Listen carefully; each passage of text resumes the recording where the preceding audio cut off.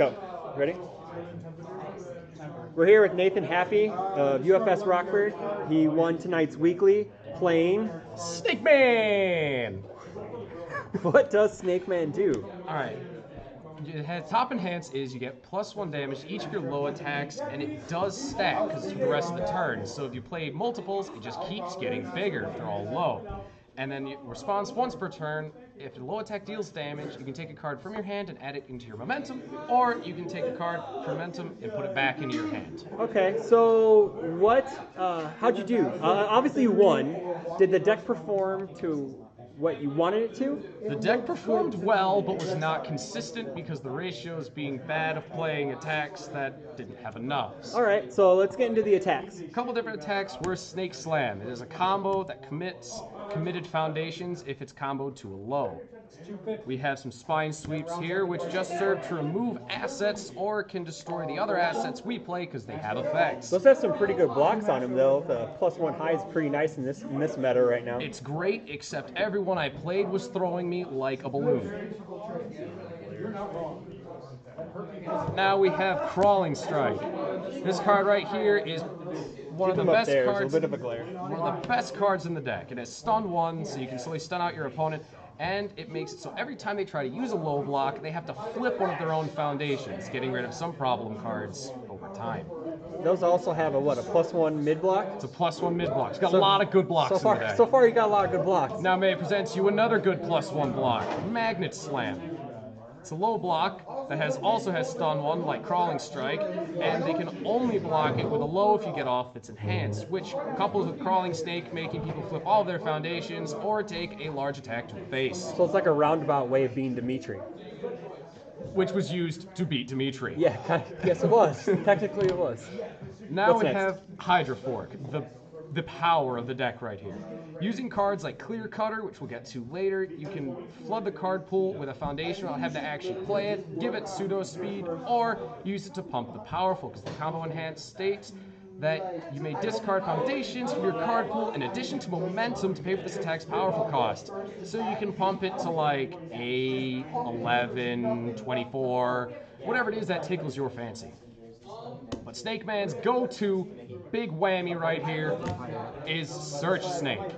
This card allows itself to be put into momentum if it deals damage using the enhance, or using a form, you can pull it out of your momentum by discarding a card, so you can always get it into your hand if it's going to deal damage. But the best part is that it's multiple too, so as Snake Man is sitting over here, you know, slowly pumping up your low attacks, it's going to have +1, and then its multiple is going to have +2 and +3. Or if you're playing this card as your 4th attack, it's +5 and 6 and 7. It's just great. But that's about it for attacks. What's next? Now we have the assets we mentioned earlier. Sweet Baby Challenge. If it gets blown up, it goes into momentum, so we can blow it up ourselves for momentum using Spine Sweep. Or you can block with it for Breaker 1 to make it so your opponent has to think. Or even better, if you check a foundation or another action, which it would be itself, it can be destroyed to add it to your hand and go into momentum, but that's about it. We got any actions in the deck? May I present to you the greatest card in the deck, Bounce and Roll. Why do you play this card? Because everyone calls it bad. No, I'm just kidding. I play it because, as Snake Man, somebody who gains a lot of momentum, its first enhance allows me to get my next check, gets ×2 the amount of momentum I have. So if I have Snake Man and I've got 3 or 4 momentum, I can almost guarantee I'm going to make that next check with a +6 or a +8. And one of the and the other enhance is you can pick up a face-up foundation, even if it's committed, and add it face down. As someone who struggles to build enough and starts attacking much too early, it helps me fudge that kind of area. Specifically some cards, like Gymnastics Techniques, which comes down if you have momentum. So you just commit it, you play it, you pick it up, it comes down, then you play it again, and it's just good stuff. The other action we got here is Corner Your Prey, which is Snake Man's specific one. Sorry. Its top form is reveal 1 face down momentum, and if it's an attack, you can play it without progressive difficulty. Which might seem kind of strange because, as we've mentioned so far, we're throwing a lot of not attacks into the momentum. But the reason this works is its enhance is discard 1 momentum, and add 1 card from your discard pile to your momentum. And then, if you're doing it on your low attack and it deals damage, you add Corner Your Prey back to your hand. And then you can proceed to play it and hopefully play another attack without progressive. So if you use Snake Man's R to put an attack, say, from your hand into your momentum, you could use that to pull it out without going the roundabout way of using the E, right? The E is the add the discard one, and then you could just use the F just to play it without progressive. Progressive. That's not bad. Which then works well with Search Snake and then multiple too. Yeah, that's really good.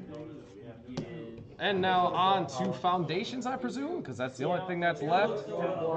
First, we have gymnastic techniques. So that's the +2 to your check if it deals damage, and it comes down automatically if you have 1 or more momentum? Exactly. And you may wonder why this is good. Well, Magnet Slam says play a low or don't. And so you do actually hit quite often. What's next?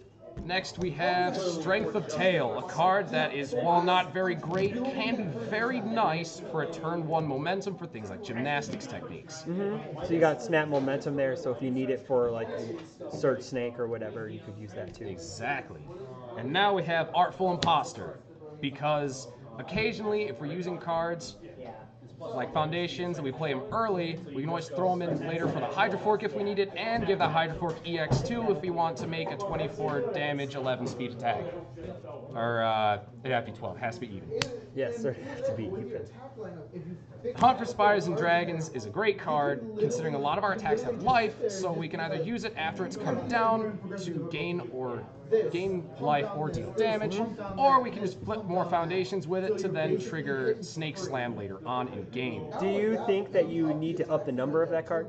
No. Think 2 is perfect for you? I think it works that way. Okay. For now, anyway. I know that most decks usually run at least 3, for the most part, but if it works for you. I'd be playing 3 if it wasn't for the fact that I was playing 3 Surveyor. Yeah, okay, I get you. Only reason is because these right here are 3 checks, and I don't want to play too many of them in case I get them all in my first hand, because 3 Hydro difficulty, Fork... sir. Did I say 3 check? Yeah. 3 difficulty, good catch. Yeah, you're welcome. Because Hydro Fork says you will fail this on your first turn. And true. I did. Twice. This right here allows me to add my momentum back to my hand if I put it in one way or another, like Snake Man, and then say to myself, shoot, I need that for next turn, because now he flipped my attack and my combo has failed, using something like Mathematician. Or I commit it and give my low attack 3 more damage, so that Magnet Slam is coming in and hitting really hard. Samurai Roboto is the only other speed pump in the deck, just by readying an opponent's foundation, so ultimately you don't really gain any speed, but you do get +1 damage. So if they're already running out of cards in their hand, it's good to do. Clear Cutter says +1 to all of your checks to make attacks and -1 to all of your opponent's blocks, which combos perfectly with Hydro Fork, or you can throw it in using the form after it's been put down.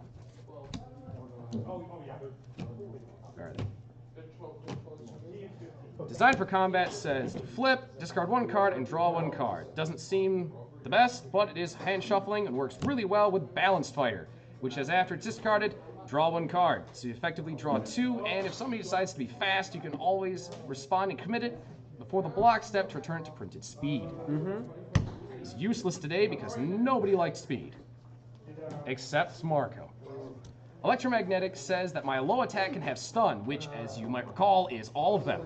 Or if perchance, if the attack is fully blocked, I can flip it to effectively stun 1 after the fact. That's a pretty decent find right there, because most of the time that's something that your deck, since you don't have a lot of speed in your deck, stun is giving you sort of pseudo speed, so it actually helps you out to push through stuff. It's about all I got.